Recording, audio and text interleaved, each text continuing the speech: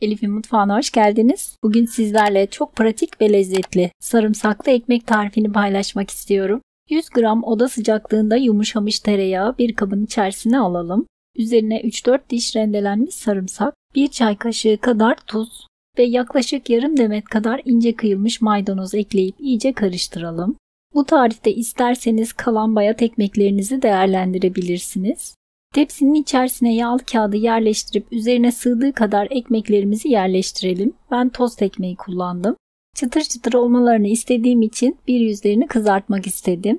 200-250 derecelik ızgara ayarlı fırında kontrollü bir şekilde üzerinin kızarmasını sağlayalım. Fırınınızda ızgara ayar yoksa normal fırında da kızarmasını sağlayabilirsiniz. Ve bir yüzleri kızaran ekmekleri ters çevirelim.